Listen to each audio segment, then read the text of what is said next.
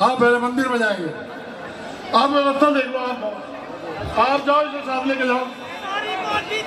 पहले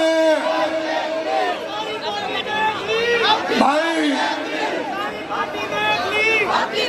गुरु रविदास के चरणों में माथा टेकेंगे। मेरे इन साथियों से अनुरोध है कि सिक्योरिटी वाले की जो हटाएंगे कोई अच्छी बात नहीं। आप हट जाए, आप हट जाए, इधर जाएंगे मंदिर में। इधर से आप खाली कर दो सामने से। आजाद समाज पार्टी जिंदाबाद, आजाद समाज पार्टी जिंदाबाद। चंद्रशेखर रावण नाम मेरा नेता नहीं, आपका बेटा है, आपका बेटा, आपका बेटा। चंद्रशेखर की चर्चा दुनिया के जमाने में भीम आर्मी की जर्नी लगाने काम कराने में, भीम आर्मी का सैनिक बनने लगा दलितों का काम कराने में।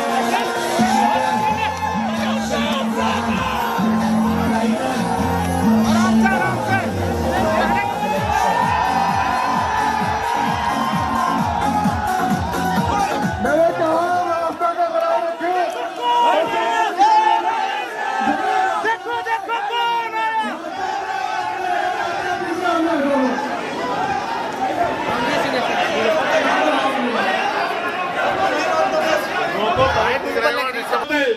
तो आज एक गुरु घर का निर्माण आप लोग नहीं कर पाते।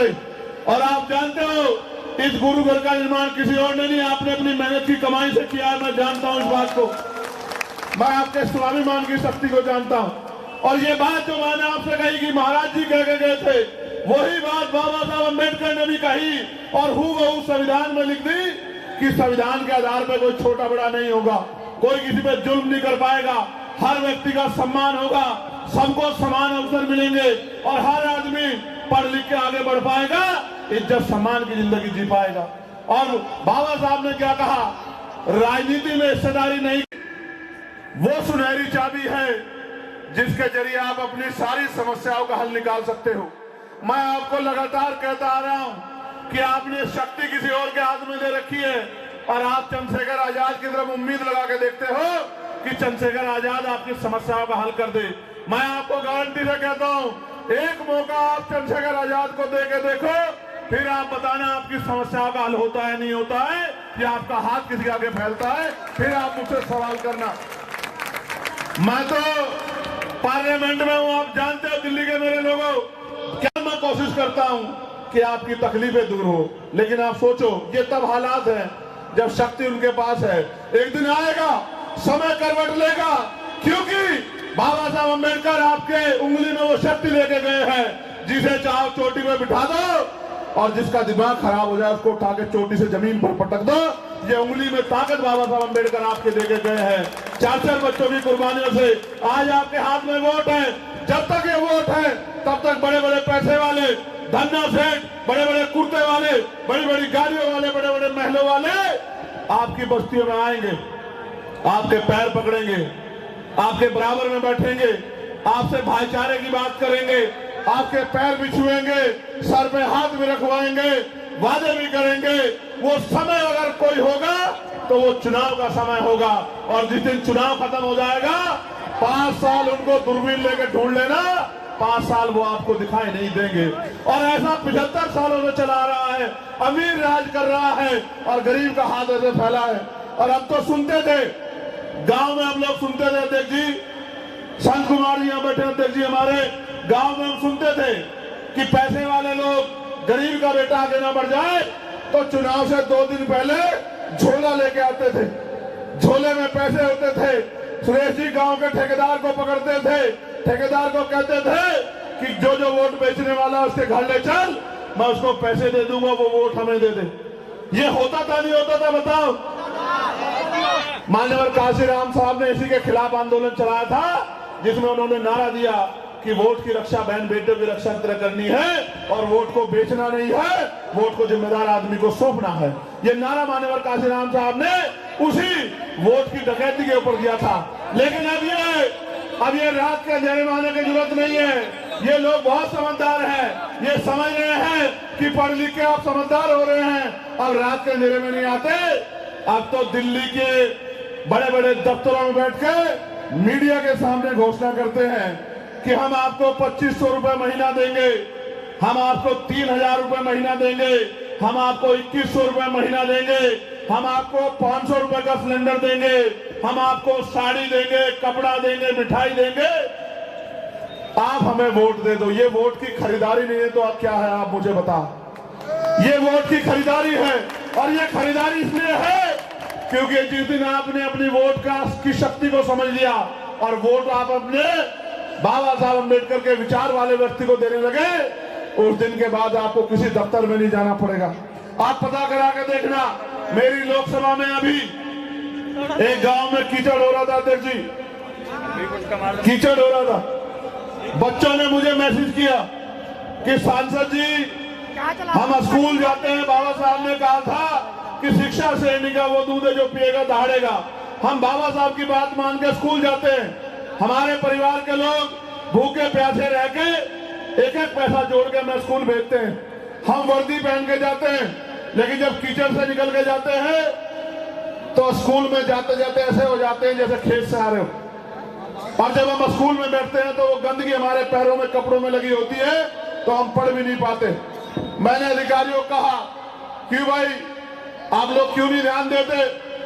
बोले जी सब ठीक है। मैंने कहा ठीक है तो चलो मेरे साथ। मैं अपने उस गांव में उनको लेके गया और मैंने कहा कि चलो जरा गांव का निरीक्षण करके आएंगे। और जब उस गारे से मैंने उनको निकाला, इतने इतने गारे से, तो एक दूसरे से कहने लगे, क्योंकि अधिकारी भी समझदार हैं, कि क्यों नहीं भाई ये सड़क, सांसद जी नाराज हो रहे हैं, क्यों नहीं ध्यान दिया गया, इतने बुरे हाल है, गांव में समस्या है, क्यों नहीं ध्यान दिया गया। मैंने उनमें महिला अधिकारी भी थी, मेरी बहनें उनसे कहा कि आप भी कंपटीशन दे के आई, महसूस करके देखो, अगर आपके बच्चों को ऐसी गंदगी से निकलना पड़े तो आपके मन में क्या बीतेगी। और मुझे उम्मीद है, मैंने 15 दिन का समय दिया था, 15 दिन के अंदर वो सड़क बन जाएगी, मेरा भरोसा है, क्योंकि वहां सांसद चंद्रशेखर आजाद है, वहां कोई हरा गया सांसद नहीं। तो मैं तो कोशिश कर रहा हूं कि जितनी ताकत आपने मुझे दी है उस लड़ाई को लड़ सकूं। और मैं आपको विश्वास दिला कहता हूं कि अगर आपने इस गोकलपुरी विधानसभा में अब तक तो आपने जिसको चाहे मौका दिया, लेकिन इस बार आपने अगर भाई अरविंद जी को मौका दिया। कितनी मासूम सी है ये सड़क, कितनी नाजुक सी, उखड़ी हुई सी, शायद रूठी सी, भरभराई सी सड़क है भी या नहीं, बहुत कंफ्यूजन है। पर मान लेते हैं यह सड़क जैसा कुछ रहा होगा, क्योंकि उसके अवशेष बाकी हैं। इस सड़क पर कतार बनाकर कुछ लोग चल रहे हैं, किसी के जूते महंगे हैं, किसी की हैसियत ऊंची है, क्योंकि इनमें से कुछ अफसर हैं और एक सांसद भी। अब कहानी को तश्तरी पर रख देते हैं आपकी इजाजत के साथ। बिजनौर की नगीना लोकसभा सीट से सांसद चंद्रशेखर का यह वीडियो सोशल मीडिया पर वायरल है। इस वीडियो में चंद्रशेखर खुद तो कीचड़ भरी सड़क पर चल ही रहे हैं, साथ ही अधिकारियों को भी चला रहे हैं। लेकिन इसके पीछे एक वजह है, जो अधिकारी इस कीचड़ भरी सड़क पर चल रहे हैं, उन अधिकारियों पर गांव वालों ने आरोप लगाया है कि बार बार शिकायत के बाद भी उनकी गांव की सड़क नहीं बनी। जिसके बाद सांसद चंद्रशेखर ने पहले तो सरकारी अफसरों को कीचड़ भरी सड़क पर चलवाया और फिर 15 दिन के अंदर सड़कों को ठीक कराए जाने का निर्देश दे दिया। सांसद चंद्रशेखर सराय इम्मा गांव में वहां की समस्याओं को लेकर एक कैंप लगाने पहुंचे थे। इस कैंप में आए लोगों ने सांसद के सामने गांव की समस्याओं की लिस्ट गिना दी। इसमें तो आज हमने यहाँ के अधिकारियों से संपर्क करके एक कैंप यहाँ लगाया था, और अभी 2 गांव में और। इन गांव की जो बुरी हालत है यहाँ के एडमिनिस्ट्रेशन को दिखानी जरूरी है जी। आज मैंने इसी गारे में जिन सड़कों पे जनता चलती है उनको चलवाया। हाँ, अधिकारियों को चलवाया जी जी, बहुत बढ़िया कराइए। और मैंने उनको बताया कि आप ये चल के देखो कि कैसा महसूस होता है। हालांकि मैं भी खुद चला, बिल्कुल ठीक है, तो पूरे जूते खराब हो गए, कपड़े खराब हो गए। मैंने उनको एहसास कराया कि जनता कैसा जीवन जी रही है जी। मैं उत्तर प्रदेश सरकार से कहना चाहता हूँ कि उनके पास जनता का द्वारा दिया गया मैंडेट बहुमत है, उनको बेहतर काम कराना चाहिए। मैंने अपनी लोकसभा में जितनी निधि थी उसके बराबर का काम इस बार की को दिखनी चाहिए। सांसद चंद्रशेखर ने साफ कर दिया कि अगर 15 दिन के अंदर काम नहीं हुआ और सड़क नहीं बनी तो फिर से ऐसी ही परेड निकलेगी और इस बार आला अधिकारियों को इस परेड में शामिल कराया जाएगा। यहां सांसद की, अफसर की अब अपनी अपनी नाराजगी होगी, किसी की उससे जिसने शिकायत की। कोई इस बात से चिढ़ बैठेगा कि सांसद ने परेड करा दी। पर क्यों हम भूल जाते हैं सड़क का दर्द? सड़क भी तो उखड़ी सी है। यह खबर आपके लिए बुनी है हमारी साथी सुप्रिया ने। मैं हूं हिमांशु।